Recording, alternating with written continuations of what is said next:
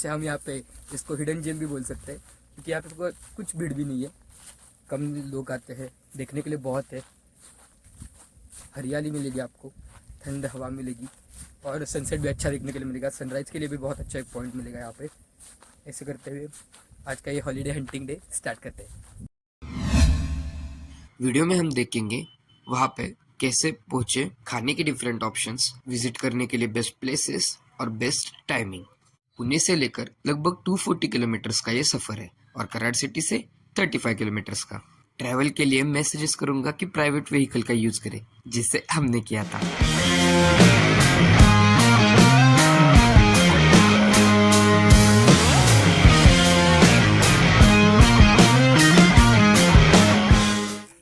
कराड़ से journey start करने के बाद हम निकल पड़े, लेकिन एक मिनट, इस मास्क को क्या बोलते हैं और इसने ये क्यों पहना था, ये पूरे ट्रिप में पता नहीं चला। इस ट्रिप में हम 2 ही लोग नहीं थे, हमारे साथ 2 और नमूने थे। हाँ, ये आगे वाले ही 2। हाईवे से जाते वक्त हमने कुछ डिफरेंट एंगल से रिकॉर्ड किया और हमारी मिरर सेल्फी भी ली। मिरर भी बहुत बड़ा था। रास्ते में हमें मिली डोगिश भाव की गैंग। इलाका अपन का, कानून अपन का, काट डालेगा।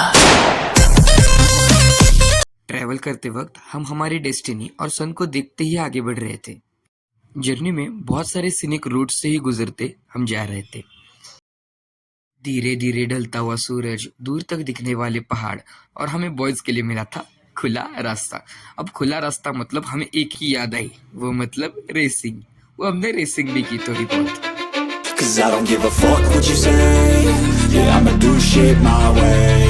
So you can go kick rocks, I'ma stack bricks up.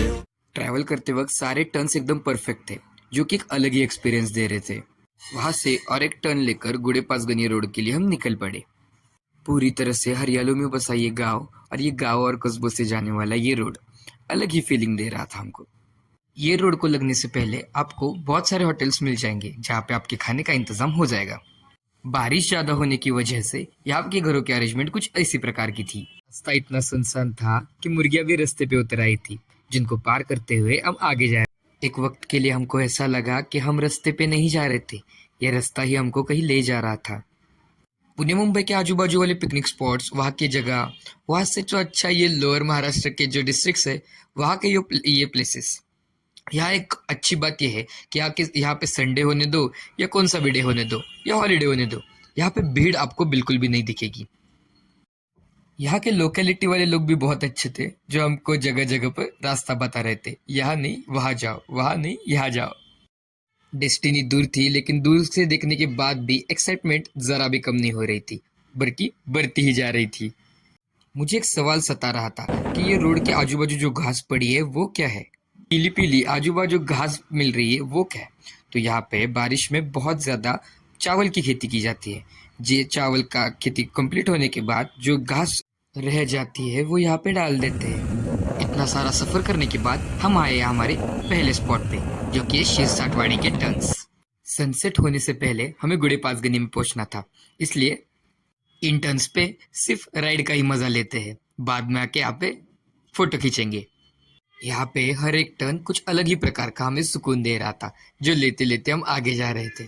यहाँ के रास्तों से बाकी रास्ते और दिखने वाले माउंटेन्स, ये देखने के बाद हमें लगा हम यहाँ आके सफल हो गए। रास्ते में दिखने वाला व्यू इतना सिनेमेटिक था कि टीवी में देखने वाली मूवी हम जी रहे थे।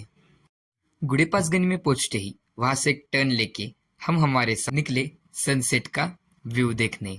बड़ी बड़ी घासों के बीच में छोटे से रास्ते के साथ हम जा रहे थे। यहाँ पर भी लोगों का नामो निशान नहीं था, लेकिन हम आगे बढ़ रहे थे। रास्ते में लगा एक छोटा सा मंदिर, जहाँ पे हमने किए दर्शन। पहुंचते ही हम मन को कंट्रोल नहीं कर पाए और निकालने चालू किए फोटो। सनसेट के साथ फोटोज और वीडियोस इतने बढ़िया आ रहे थे कि पूछो मत।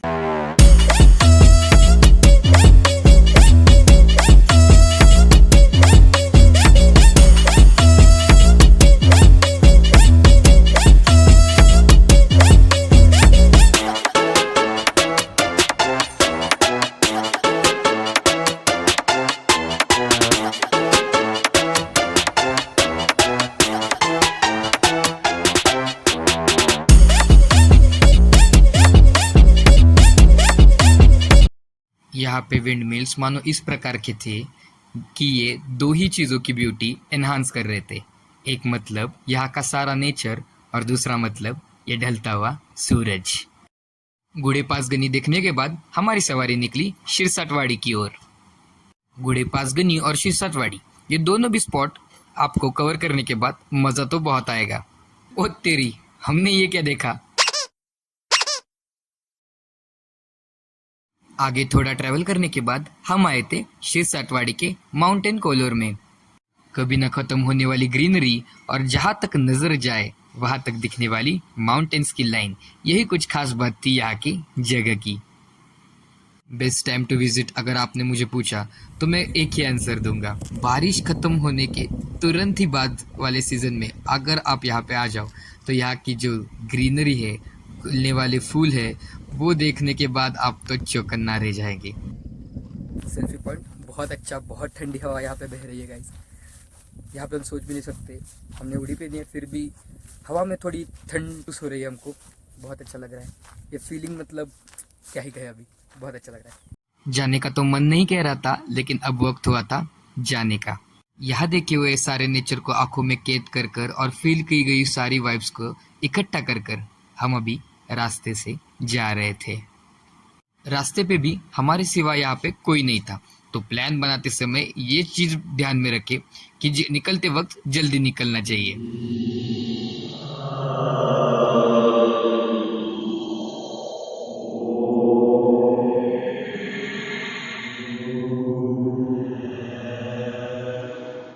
अरे अरे डरो मत, ये वही चावल की खेती की घास है।